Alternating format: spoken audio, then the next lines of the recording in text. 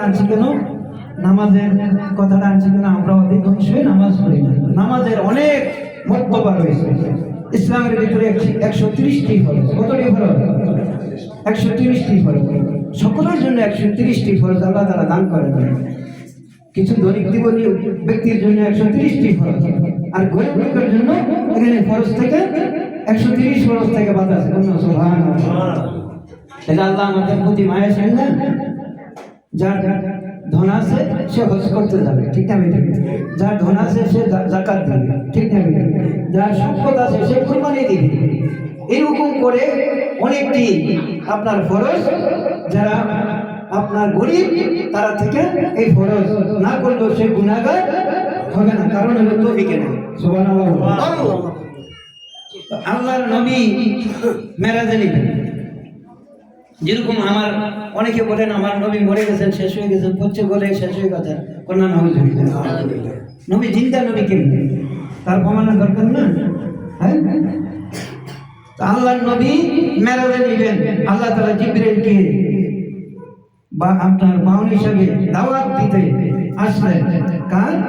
কুফ আম্মার ঘরে, রাসূল পাক সাল্লাল্লাহু আলাইহি ওয়াসাল্লামের কুফ আম্মার ঘরে এসে আল্লাহর নবীকে দাওয়াত দিলেন। আমি শর্ট করে বাবার কথা বলতেছি। তো দাওয়াত দিয়ে বললেন আল্লাহর বাড়িতে যাওয়ার জন্য আপনাকে দাওয়াত করছেন। বললেন সুবহানাল্লাহ। আল্লাহর নবী গেলেন মেরাজে, আল্লাহর বাড়িতে গেলেন, গিয়ে আল্লাহর সাথে 27 বছর কথাবার্তা বললেন। বলার পরে আল্লাহ তাআলা বললেন, হাবিব আল্লাহ, আমি হাবিব হয়ে আপনার নবী হয়ে 27 বছর আপনার সাথে আমার অনেক কথা বললাম। আমার উম্মতে মুহাম্মদী জন্য কি ফয়সালা রেখেছেন, আপনার সাথে আমি মেরাজ করলাম। আমার উম্মতের সাথে কি ভাবে মেরাজ হয়েছে? কোন সুবহানাল্লাহ। আল্লাহ তাআলা ডাকে বলে, হাবিব আপনি যেহেতু উম্মতকে এতই ভালোবাসেন, আপনি আমার সাথে সাক্ষাৎ করেছেন, মেরাজ করেছেন, সশরীরে একবার আপনার উম্মতের সাথে সশরীরে মেরাজ হবে 5 বার। কোন সুবহানাল্লাহ। বাবারা, নামাজে না গেলে মেরাজ হবে? আল্লাহ তাআলা ডাকে বলে, হাবিব যারা 5 রাকাত নামাজ পড়বে, 1 ওয়াক্ত নামাজ পড়বে, আপনার উম্মতের জন্য আমি 50 ওয়াক্ত নামাজ দিয়েছিলাম। 50 ওয়াক্ত থেকে 5 ওয়াক্ত নামাজ আমি গ্রহণ করে নিয়েছি। আমি নামাজ কমাই দিয়েছি, সব কমাই দিয়ে বললাম সুবহানাল্লাহ। নামাজ কমাই দিয়েছেন সব। যেরকম আমরা একটা প্রোডাক্ট কিনি, এটা লোকে যদি আমি কি থাকে, অফার থাকে, বেশি কিনি না, দুনিয়ার হিসাব তো ভালোই নেই। তো বাবারা, দুনিয়ার থেকে তো হিসাব করতে হবে আখেরাতে, ঠিক না? ঠিক কি আখেরাতে কি কোনো আর হিসাব করার সময় আছে? যেটা কবর দেশ, ওখানে আর হিসাব করার সম্ভব?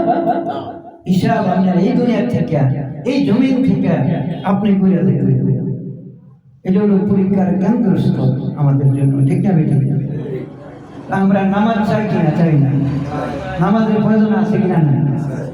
তো এই আল্লাহর হাবিবকে ঘোষণা করে দিলেন, আপনার উম্মতে মুহাম্মদী যারা 1 ওয়াক্ত নামাজ পড়বে, আমি আল্লাহ তাআলা আমি তারা 10 ওয়াক্তের নামাজের সওয়াব দেব। সুবহানাল্লাহ।